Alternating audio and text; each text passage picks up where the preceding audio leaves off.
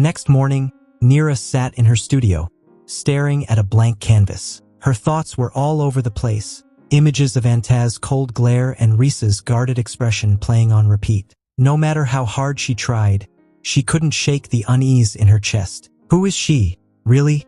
Nira muttered under her breath. As always, Dao showed up unannounced, catching Nira deep in her thoughts. "What's with the long face?" she asked, dropping into a chair like she owned the place. After hesitating for a moment, Nira spilled everything. Last night, the awkward tension, and Antaz's sudden appearance.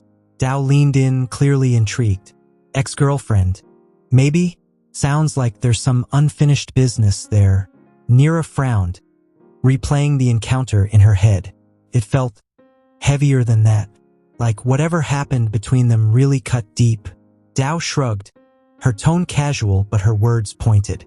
"If you're serious about Risa, you should just ask her. You have a right to know what's going on." Nira nodded slowly, though the thought of confronting Risa made her stomach twist in knots. Later that afternoon, Risa called. Her voice sounded unusually serious. "Are you free? I'd like to talk." They met at a quiet cafe tucked away in an alley. When Nira arrived, Risa was already there, sitting by the window. She looked tired, like something had been weighing on her. "Thanks for coming," Risa said softly as Nira sat down.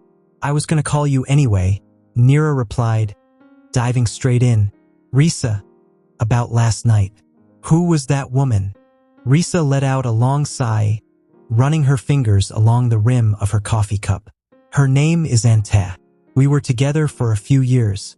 Nira's chest tightened, but she stayed quiet, letting Risa continue. "At first, everything was amazing. She was smart, ambitious, and we had so many plans together. But over time, she changed. She became possessive, controlling. She wanted me to give up everything. My work, my friends, even parts of myself."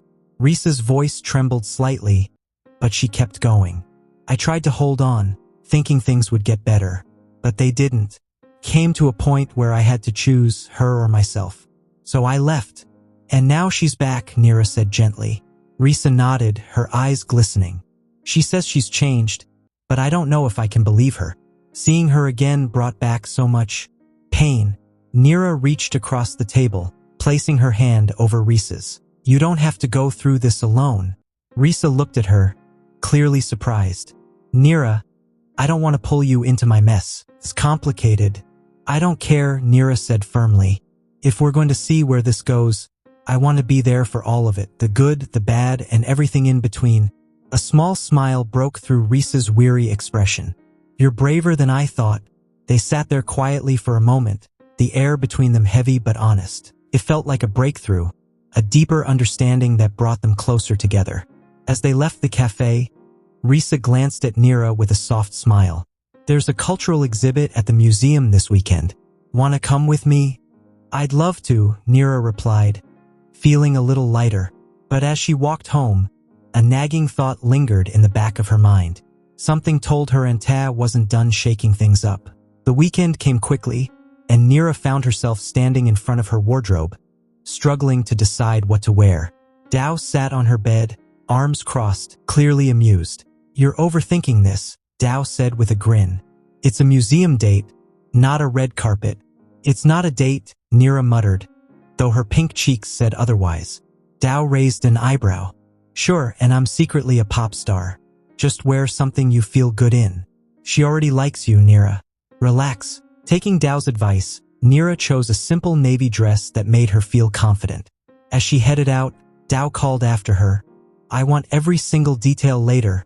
At the museum, Risa was waiting near the entrance. Her warm smile instantly calmed Nira's nerves. She was wearing a soft green dress that suited her perfectly.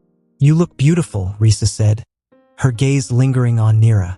"You do too," Nira replied, her heart skipping a beat. The museum was buzzing with people admiring displays of Thai art, textiles, and historical artifacts. Risa led the way, her voice full of enthusiasm as she explained the meaning behind different pieces. "This one," Risa said, pointing to a delicate gold ornament, "was used in royal ceremonies. It's meant to represent harmony and balance."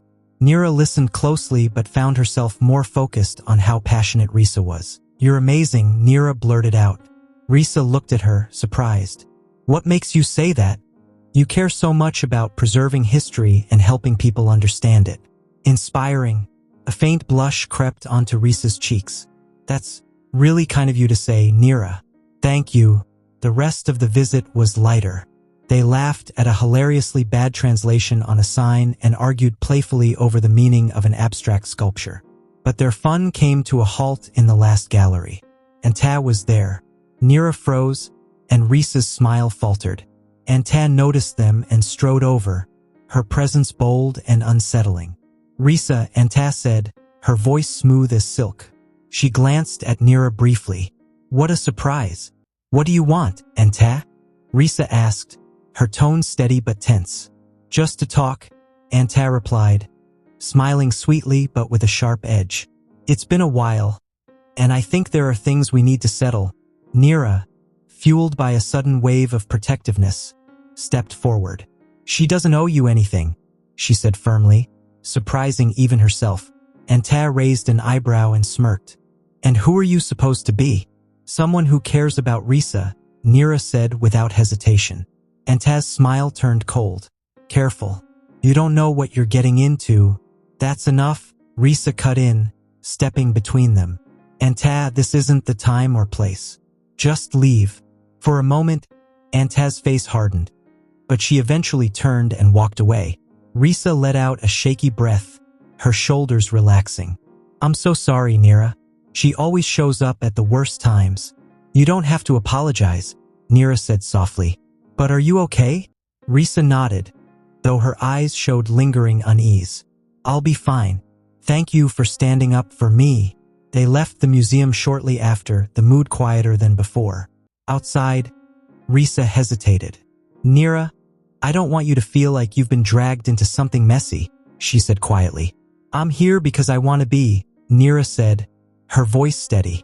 "Whatever this is between us, I'm all in." Risa's eyes softened, her voice barely above a whisper. "You're amazing, you know that?" In that moment, Nira felt closer to someone than she ever had before. It wasn't just words. It was trust, shared and real. As Nira walked away, she glanced back to see Risa still standing there, watching her with an expression so tender it made her heart ache. But even with that sweetness, Anta's presence lingered like a shadow, a reminder that their challenges were far from over. The days after the museum visit were a mix of happiness and tension. Nira and Risa were growing closer, spending late nights talking, laughing, and sharing secrets. But no matter how good things felt, Anta's presence lingered like a shadow neither of them could shake. One afternoon, while Nira was sketching in her studio, her phone buzzed. It was a text from Risa. "Risa, can we meet tonight? There's something I need to tell you." Nira's curiosity and nerves kicked in at once. She quickly replied yes, but spent the rest of the day distracted, wondering what Risa wanted to share. By evening, Risa had invited her to a small cafe by the river. When Nira arrived, the golden sunset reflected on the water, making everything feel almost dreamlike. Risa was already there, staring out at the river with a thoughtful expression. When she saw Nira, she smiled softly. "I hope I didn't take you away from anything important." "Nothing's more important than this," Nira said, her voice warm.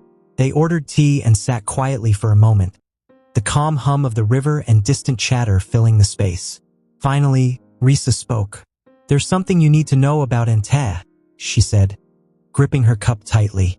Nira leaned in, giving her full attention. "She's not just someone I knew. She was my first love," Risa admitted, her voice laced with both sadness and regret. "We were inseparable for a while, dreaming of a future together.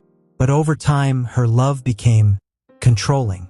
She cut me off from everyone, friends, family, my work. Leaving her was one of the hardest things I've ever done." Nira's chest tightened. "Does she still want you back?" Risa hesitated, then nodded. "I think so, but it's not love, it's possession. She can't stand the thought of me being happy without her." Nira reached across the table and took Risa's hands. "You don't owe her anything. You deserve to move on and be happy. Risa's eyes shimmered with unshed tears. But what if she won't let me? And Tad doesn't give up easily. Then we'll face her together, Nira said, her voice steady. For the first time that night, Risa smiled. A real, unguarded smile that made Nira's heart ache in the best way. But as they left the cafe, a familiar figure leaning against a lamppost stopped them in their tracks. "Evening, ladies," Anta said, her smirk sharp and unnerving. "What are you doing here, Anta?" Risa asked, her voice steady, though her trembling hands gave her away. "Just enjoying the view," Anta replied, her gaze drifting to Nira. "And checking out the competition." Nira stepped forward, her tone cold. "This isn't a game, and I'm not competing with you." Anta let out a low, mocking laugh. "Everything's a game, sweetheart, and I always play to win. Leave us alone." "Anta," Risa said, her voice breaking slightly with anger and fear. Anta's smirk faded into a hard glare. "You really think you can erase me, Risa? Pretend I never mattered?" "You did matter," Risa said, her voice trembling. "But not anymore. Please, just let me go." For a brief moment, something like hurt flickered in Anta's eyes, but it vanished as quickly as it appeared. "You'll regret this," she said quietly before walking away. As soon as she was gone, Risa let out a shaky breath, and Nira pulled her into a comforting hug. "You're safe with me," Nira whispered. But even as she held Risa close, Nira couldn't ignore the sinking feeling in her gut. This wasn't over, and Anta wasn't done with them yet. That night, Nira barely slept. She kept replaying Anta's words, her cold smirk, and the quiet threat in her voice. She knew she had to protect Risa, but how could she stop someone who refused to let go? The next morning, she decided to visit Fawn, her childhood friend and the person she always turned to when she felt lost. The moment she stepped into Fawn's cozy townhouse, the smell of freshly baked pandan cake greeted her. "Finally," Fawn said, pulling Nira into a big hug. "I was starting to think you forgot about me." "Never," Nira said with a small smile. They settled into the living room with iced tea, and after some hesitation, Nira told Fawn everything. About Risa, Anta, and the growing tension that seemed impossible to escape. Fawn listened carefully, her face serious. "Anta sounds like a lot of trouble," she said finally. "But the real question is, how much does Risa mean to you? Are you ready to fight for her, no matter what?" "I am," Nira said without hesitation. "Then you need to stay strong," Fawn said firmly. "Anta feeds off control. If she senses even the tiniest bit of doubt, she'll use it against you. Don't give her that power." Nira nodded, feeling a renewed determination. She didn't know how this would play out, but one thing was certain. She wasn't going to let Anta win.